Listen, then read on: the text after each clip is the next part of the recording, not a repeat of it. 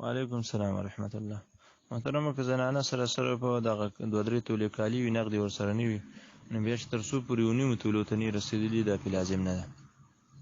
دغه شان کور کې دوه درې څاروي دي نو چې کومه پکې د پیو والا غوا وي دغه به مستثنا وي یا د خپلبې غویان وي دغه به اخوا وي په دغه کې نصاب بیا ضروري نه دی. البته چې دې نه کم علاوه وي نو هغه بغیر د ضرورت نه دی نو هغه به پکې راشماري.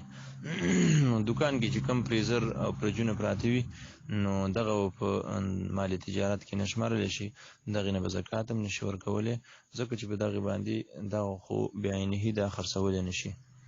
وعلیکم السلام ورحمت الله. وعلیکم السلام ورحمت الله. د منځ ادا کولو لپاره او د کېدل لپاره اذان کول هم شرط نه دی بلکې ټیم داخلېدل شرط دی. که ټیم داخل وي سړی منځ کولی شي. دغه شان که خپله محله کې اذان نه شوی او د بلې محلې اذان شو هم اذان کې دغه چې منځ د جایز دی ځکه چې خو د ټیم په داخلېدو باندې جایز کېږي. خو دا ده چې که یو سړي ته عذر نه وي او هغه دا نارینه وي نو هغه به جمع لځي او جمع سره به منځ کوي. وعلیکم السلام. وعلیکم السلام ورحمت الله. محترمه د موبایل نه خو ویلی شي خو په موبایل کې اورېدل په دې سره د خطبې حق نه ادا کېږي.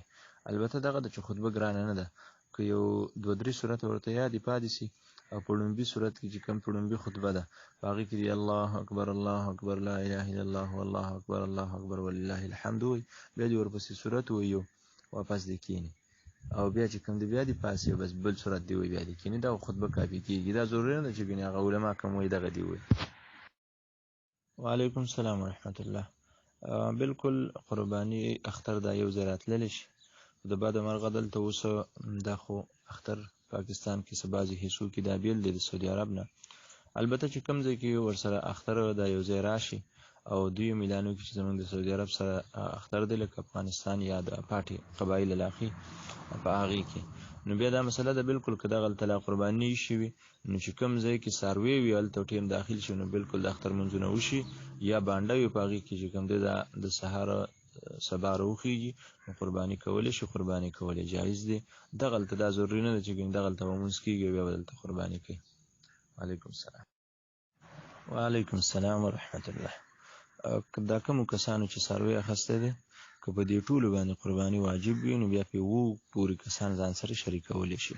خو که چېرته په دې کې یو هم غریب وي او په هغه باندې قرباني لازمه نه وي ویل چې راشه زه به په دې څاروي کې څه ونیسم قرباني به وکړم نو بیا چې کوم دی په دغې څاروي کې بل کس دا ځان سره شریکولی نه شي.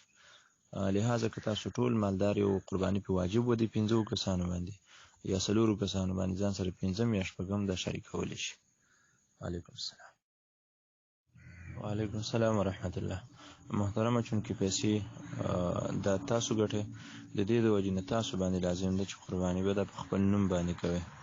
البته که والد صاحب نصاب نه وي مالداره نه وي پیسې ورسره نه وي اگر که هغه واکمن د کور وي خو بیا په هغه باندې قرباني دا نه ده واجبه بس هغه سره خو ستا یو احسان دی چې هغه له ته پیسې دا ورکړې.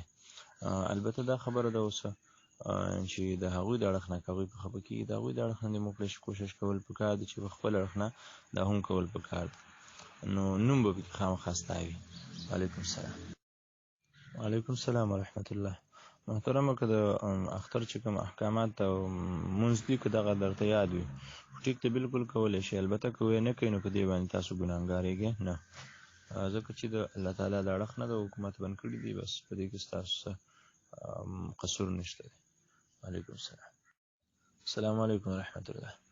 محترمه د قربانۍ د ځناور ذبح کولو همدغه ده چې راوبې غورځئ او دا ده چې د دې به قبلې طرف ته وي مخکې او داسې کس به قرباني کوي چې هغه په قربانۍ حلاله کولو باندې دا قادر وي. بله دا ده چې کم از کم هغه چاړه تېروي نو د دې په مرۍ باندې به چاړه راخکي بس په خپله باندې دا رګونه چې کوم وي دا به ختم شي.